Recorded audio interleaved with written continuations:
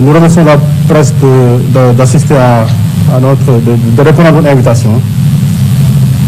Nous sommes réunis aujourd'hui juste donc pour faire le constat global de la dernière étape de machination que le pouvoir est en train de dérouler et parmi les actes dans lesquels on peut faire l'historique, un procès fantoche pour un but politique. Nous avons suivi ensemble toutes les péripéties qui nous ont amenés ici.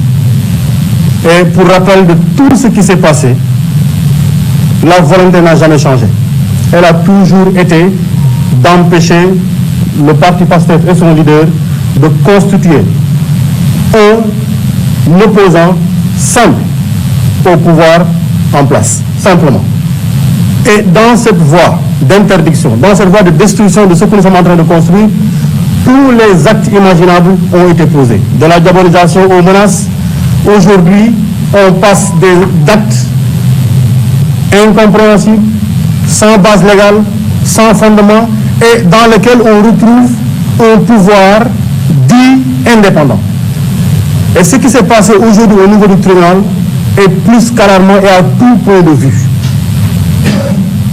On a appris à l'intérieur du tribunal que dans ce processus, il y avait des documents utiles à assurer la défense du président Ousmane, des éléments qu'on a cachés pendant toute cette période-ci, qu'on a voulu remettre à la défense aujourd'hui pour leur accorder juste une demi-heure, 30 minutes, et leur dire, pendant que le destin d'une organisation politique comme PASTEF était en train d'être engagé, pendant que l'avenir politique d'un candidat était engagé, nous, tribunal, nous, procureurs, on est en train de dire, vous n'avez que 30 minutes pour assurer la défense, pour assurer la vie de toute une institution qui est PASTEF et son leader. Et on nous dit, on nous garantit les conditions d'un procès juste et équitable. Dans ce que l'on appelle la distribution équitable de la justice, voilà le cinéma auquel nous avons assisté ce matin. Et les avocats ont expliqué avoir écrit pour demander la communication des documents. Ils ont expliqué avoir parlé au procureur même qui a reçu les informations, au président même. Mais qu'est-ce qu'on a constaté? Il n'y a pas de réponse. Donc on a voulu faire ce qu'en Wolof on dit bien, patam patam et mbirmi, tega ko ne parce que filen djom. Et c'est bien de dire, c'est bien le lieu de le dire. La volonté elle est manifeste. Nous allons avoir cette foule, si on ne cuit pas dans celui-ci, on le cuira dans l'autre. Ils sont en train dans cette période-ci de tout essayer. Si ce n'est pas ce procès-là, ce sera celui-là. Si ce n'est pas celui-ci, ce sera cet autre procès. Voilà ce que nous avons. Et il est regrettable pour tout ce qu'on dit de la justice, qu'on constate qu'il devient un acteur politique, partisan, qui assume la défense d'un calendrier uniquement politique. Si ce n'est pas le dossier Adji Sarr, il faut essayer d'accélérer. C'est le dossier de ce dossier Prodac. Mais franchement, qu'est-ce qu'il y a à dire de nouveau que le monsieur, en l'occurrence Montbélian, ait bien été cité dans ce dossier-ci? Le rapport, il est clair. Il est clair. Le ministre Amadou Ba en a parlé à l'Assemblée nationale. En commission, il en a parlé. En plénière, il en a parlé. Je parle des dates de juin et de juillet 2018. Alors, qu'est-ce que nous avons dans ce dossier-ci? Et on pense qu'avec ce dossier-ci, mais fondamentalement, un dossier entre deux particuliers, on veut asseoir la destruction de toute une candidature, de l'avenir de toute une nation. Mais je dis une chose. Soit de l'histoire de politique du Sénégal, ce que nous avions l'habitude de constater de faire, on disait toujours que les Sénégalais n'élisent pas. Ils démettent un président. Mais vous qui observez, vous les observateurs avertis de la scène politique sénégalaise, vous constatez qu'avant la date du 25 février 2024, comme fixé, les Sénégalais ont décidé d'élire un président.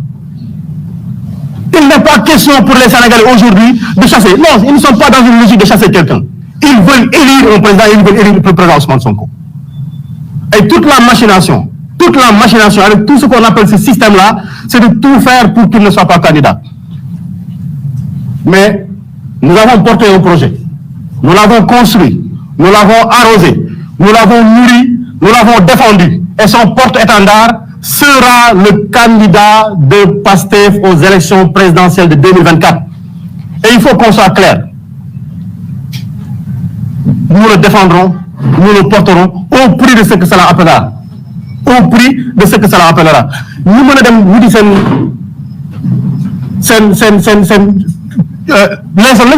parce que d'ailleurs, tant le chilo à la colère l'immofides. Et qu'est-ce qu'on constate aujourd'hui? En mars, on lui interdisait de passer par une voie. Donc il n'a plus la liberté, lui, quand il est convoqué, c'est le seul Sénégalais à qui on interdit de choisir une route ou une voie. La liberté de circuler. Qu'est-ce qu'on fait de la liberté de circuler? Il est le seul à qui on interdit. En mars 2021, c'est la même chose. Aujourd'hui, c'est encore la même chose. De chez lui au tribunal, c'est ce qu'on nous a conseillé. Et pourtant, chaque fois qu'on lui a laissé la voie libre, il a été répondre en heure et en temps. Et à la sortie, qu'est-ce qui se passe? On lui choisit une voie et il a appelé à une vigilance. On a constaté qu'il se rapproche de jour en jour. Il se rapproche de jour en jour du kidnapping ultime. Il se rapproche du jour en jour du kidnapping ultime. Et aujourd'hui, ils ont goûté. Aujourd'hui, ils ont goûté. Moi, j'appelle l'ensemble des patriotes. Je dis, aujourd'hui, Macky Sall et son pouvoir. Aujourd'hui, le ministre de l'Intérieur. Aujourd'hui, ils ont goûté à dire, on va casser sa voiture, on va l'extraire, on va l'amener. Mais une attitude de service d'ordre, mais digne de braquage, digne du Mexique, digne de ce qui se passe au Paraguay.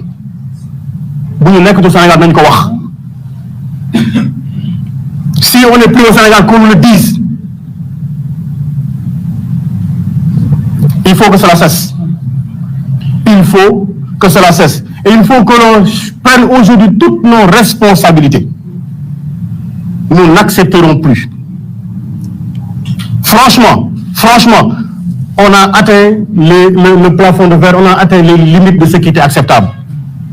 Ils vont encore embrayer.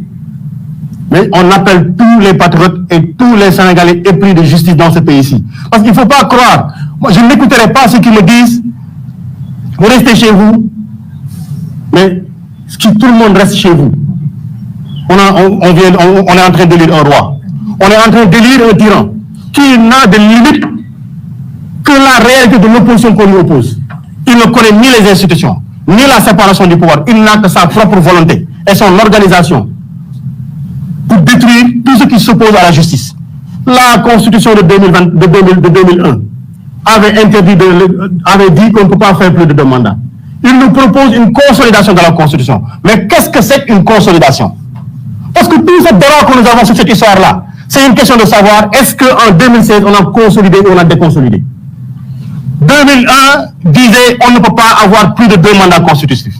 Mais qu'est-ce qu'on appelle consolider une constitution? Quand on consolide, on ne peut pas mettre plus.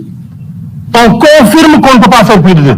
Tout le débat tourne autour de ceci. Il veut lui être candidat, il ne veut personne comme candidat. Du moins, la seule personne qu'il ne veut pas avoir en face de lui, c'est Ousmane Sonko. Mais Inch'Allah Rabbul Izzati, Ousmane Sonko fera face au candidat de la paire qui ne sera pas Macky Sall. Il fera face au candidat de la paire de Benno Bokk Yakaar qui ne sera pas Macky Sall. Parce que l'histoire, quand on dit même candidat, non, on parle de 3e candidature. On ne l'acceptera pas. Et à l'heure du bilan, on verra, parce que le peuple a décidé. Partout, les jeunes sont en train de chercher leur pièce d'identité. Et on veut leur interdire, il fait sa communication.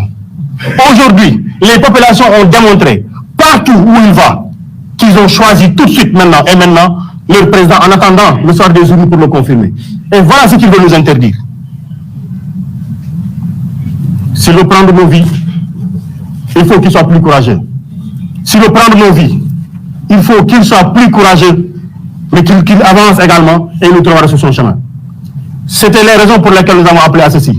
Ousmane Sonko devait prendre ce point de presse, mais voilà, il n'a plus le droit de choisir les voies par lesquelles il passe, il n'a plus le droit de choisir les heures auxquelles il sort, on lui interdit d'aller à la mosquée, on lui interdit... Mais il faut simplement dire que Macky Sall a décidé enfin que Ousmane Sonko est en résidence surveillée et nous on ne l'acceptera pas. Merci beaucoup. On va donner la parole à Babacar Ndiaye, le responsable des jeunes adjoints, et à Mme Maïmouna Gueye, le coordinateur du mouvement des femmes.